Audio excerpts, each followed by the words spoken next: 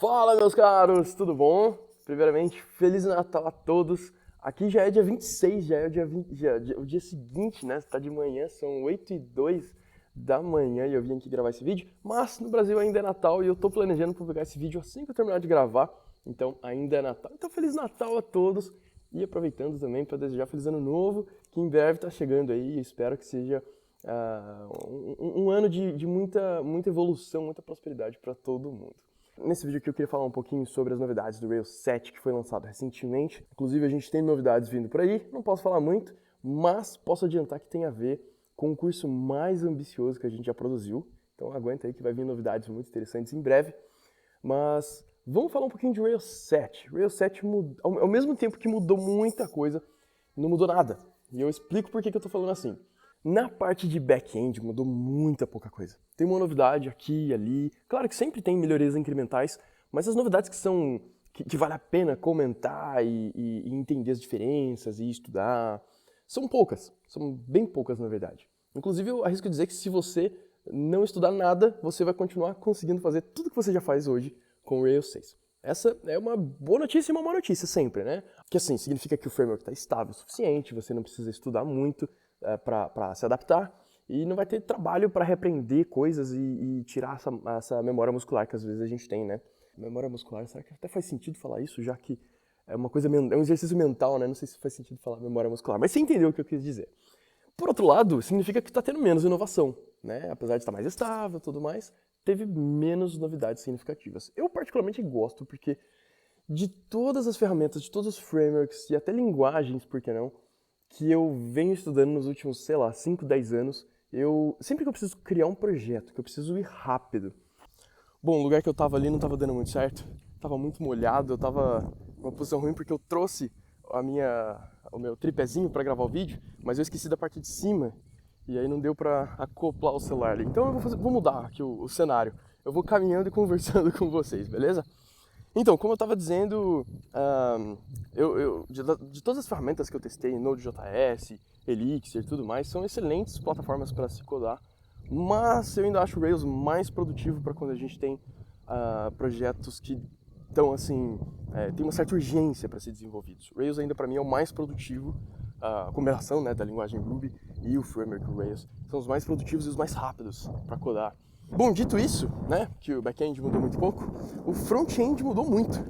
E mudou muito mesmo. Eu não sei dizer ainda se mudou para melhor.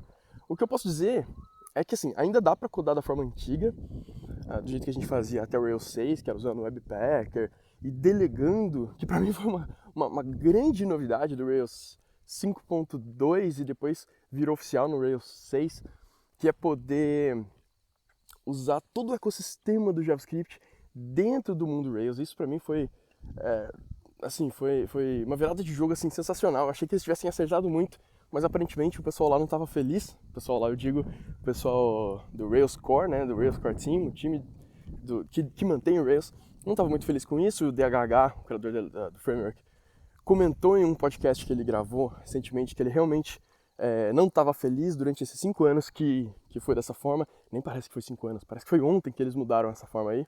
Acho que eu tô muito velho, muito tempo já escrevendo Rails. Mas faz 5 anos já que estava nessa forma, ele não estava feliz e resolveram mudar mais uma vez para uma direção completamente oposta, eu diria até ousada e ligeiramente arriscada, inclusive. E arriscada porque, por enquanto, somente o Chrome, o navegador Chrome, suporta uma tecnologia fundamental para esse novo padrão, que são os import maps, mas tem polyfills, né, que a gente consegue fazer funcionar no Firefox, no Safari e em outros navegadores também. Obviamente que todos os navegadores baseados no Chrome, como o Brave, o Edge, já funcionam, mas para o Safari, para o Firefox e para alguns outros aí, a gente provavelmente vai ter que esperar um pouquinho. Mas use polyfill e seja feliz, né? Funciona, resolve o problema. Inclusive eu já testei, queria comentar um pouquinho dessa experiência. Eu migrei uma aplicação minha, que estava em Rails 6, 6.1 na verdade, para 7. Foi mais difícil do que eu esperava, por 2 motivos. Um, que realmente eu não estou familiarizado com esse novo padrão no front-end do Rails. Eu fiz questão de usar ele, eu vou comentar um pouquinho mais daqui a pouco. E 2, porque é uma aplicação relativamente simples. Uma aplicação com, sei lá, umas 10 páginas no máximo, alguns relatóriozinhos, usando muito o padrão do Rails, né? Não tinha não tinha, não estava inventando moda nessa aplicação, não tinha nada bizarro. Então eu fiquei surpreso que demorou tanto assim.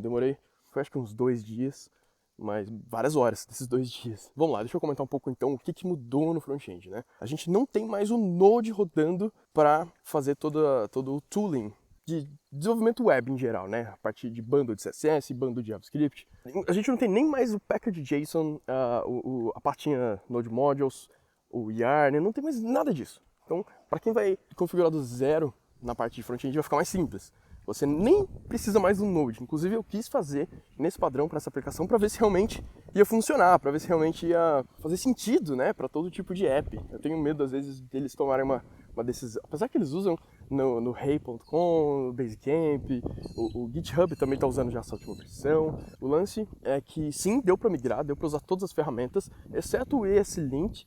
Para usar o ESLint, eu teria que manter o Node. Aí eu falei, bom, eu vou deixar o ESLint configurado, assim, o arquivo de configuração no projeto e tudo mais. Ele vai funcionar no meu editor, né, no meu VS Code, por exemplo, mas eu não consigo colocar no CI. Eu ainda não encontrei uma maneira ideal de fazer isso. Eu também não queria instalar o Node só por conta disso.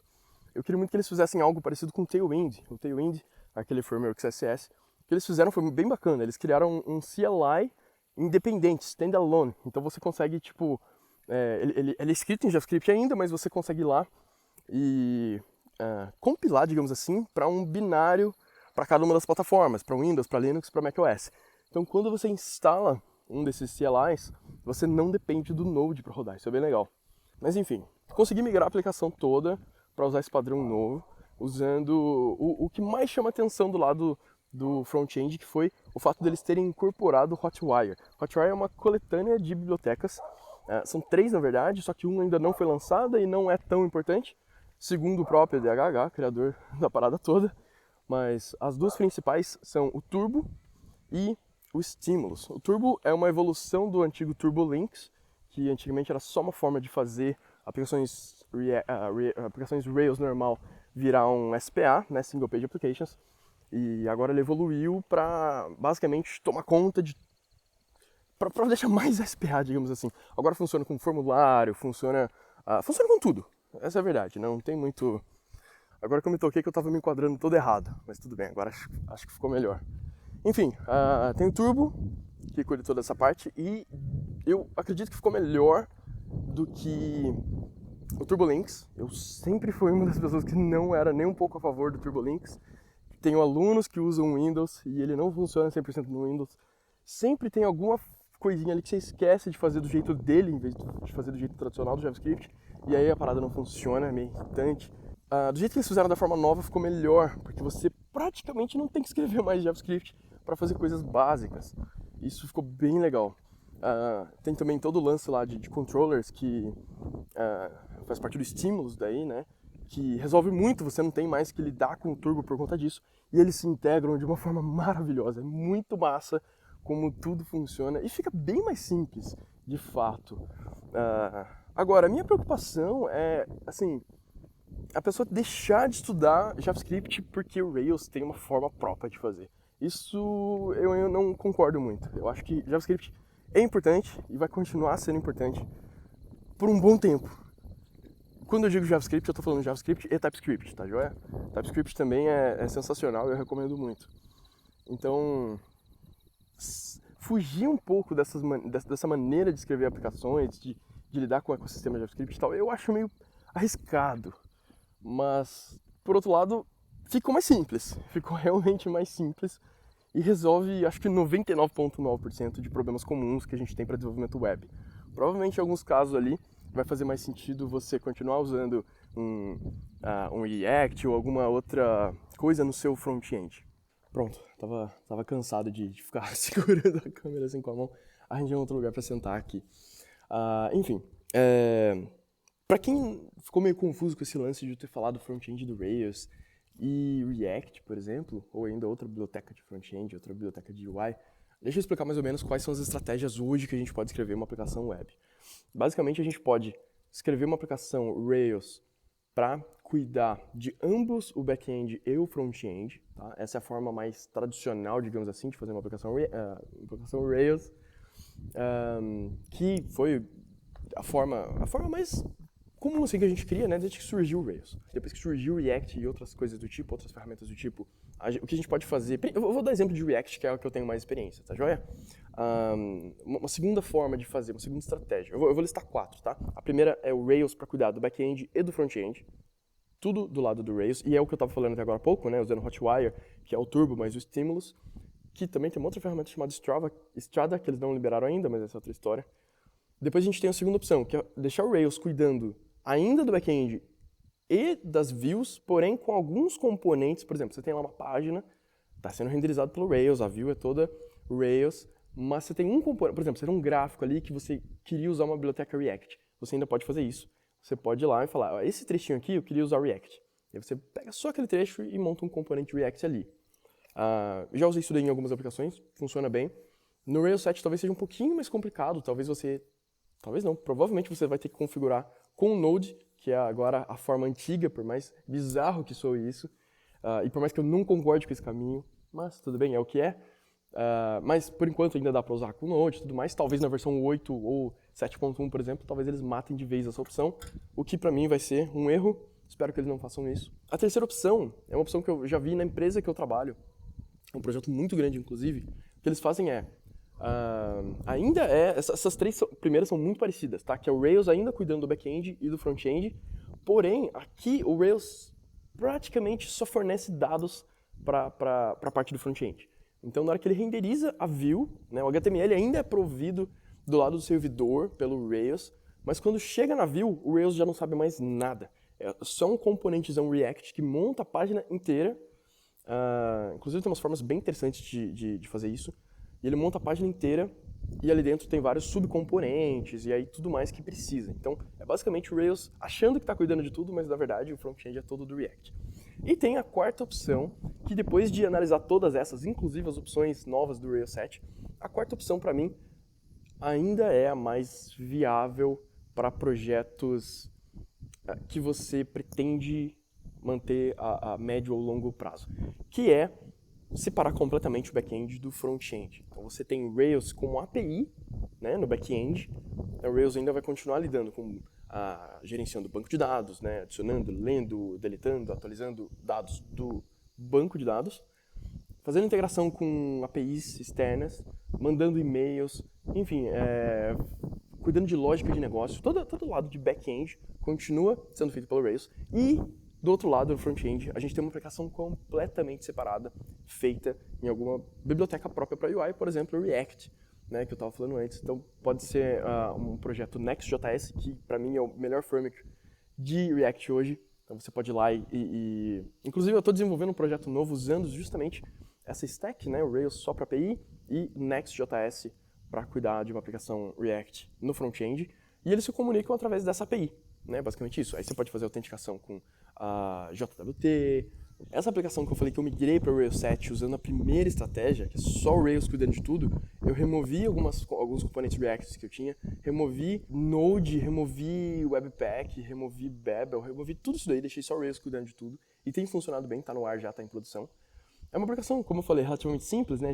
Ela cuida da comunicação com os nossos alunos, né? E mantém um histórico, e também com interessados nos nossos cursos. Então é uma aplicação relativamente simples, mas foi um bom playground para eu brincar um pouquinho com o Rails 7, valeu muito a pena ter feito essa estratégia. E essa outra aplicação que eu estou criando agora, que também tem a ver com os cursos, mas ainda não posso contar, essa outra aplicação vai usar a estratégia que eu comentei por último. É a estratégia que eu mais tenho experiência, né? Eu faço isso na empresa que eu trabalho há mais de um ano, vai fazer um ano já que eu só uso essa estratégia lá. Então eu tenho bastante experiência com isso daí, então eu já sei que funciona. Eu vou criar essa aplicação dessa forma, mas não é um teste, não é uma prova de conceito, não é nada do tipo. Eu sei que funciona porque a gente usa e eu sei que muitas outras empresas e desenvolvedores usam também. Para finalizar o vídeo então, eu fiquei muito surpreso com a simplicidade e a flexibilidade dessa forma nova de fazer aplicações Rails, né? A primeira estratégia lá que eu comentei, que é o Rails cuidando tanto do front quanto do back. E sem contar que tudo isso, além de tudo isso que eu comentei, eu também usei bibliotecas JavaScript, tá? Não significa que você não possa usar JavaScript. Você pode usar qualquer pacote do NPM, do registry, né, do NPM. Você pode usar código JavaScript seu, obviamente, tá? Não tô falando que não é para usar JavaScript. O que ele não tem mais é o Node, Então, para usar ferramentas tipo o React junto ali do front-end, é que fica meio difícil, digamos assim. Tem que fazer umas gambiarras que, nossa, dói o olho assim de olhar das gambiarras. Então, eu não sou a favor, não. Eu acho que se você quiser fazer React, provavelmente a melhor opção ainda é separar o front do back. Mas tirando isso, ficou mais simples, ficou mais flexível. Eu usei biblioteca para fazer gráfico, biblioteca JavaScript para fazer os gráficos. Enfim, usei outras bibliotecas lá também. Mas eu queria que você deixasse um comentário aqui embaixo qual dessas 4 opções que eu comentei que faz mais sentido. Provavelmente pode ser pode ser que eu esteja errado, mas na minha perspectiva quase ninguém usa a opção 2 e 3. O mais comum mesmo é usar o Rails para tudo, front e back, ou separar o Rails na API, no back-end, e o React no front-end, ou alguma outra coisa no front-end, como Vue, por exemplo. Queria saber de você, deixa aqui no comentário, só pra gente trocar uma ideia mesmo. Eu tô realmente interessado e curioso para saber o que as pessoas estão usando, né, em termos de estratégia para desenvolver aplicações web. Então deixa no comentário pra gente trocar uma ideia. E obrigado por ter assistido esse vídeo até o final. E espero que tenha te dado algum insight ou te ensinado alguma coisa, mesmo que pequena, porque esse é sempre o meu objetivo, né, ajudar as pessoas aí a se atualizarem, evoluírem e conhecer mais sobre desenvolvimento em geral, beleza? Então é isso, meus caras, eu vou ficando por aqui. Muito obrigado por ter assistido, é sempre um prazer estar aqui gravando vídeo e trocando ideia com vocês. E a gente se vê em breve em um outro vídeo ou quando eu estiver divulgando as novidades que estão vindo por aí. Um grande abraço, boas festas aí de final de ano para todos vocês e stay safe. Tchau, tchau.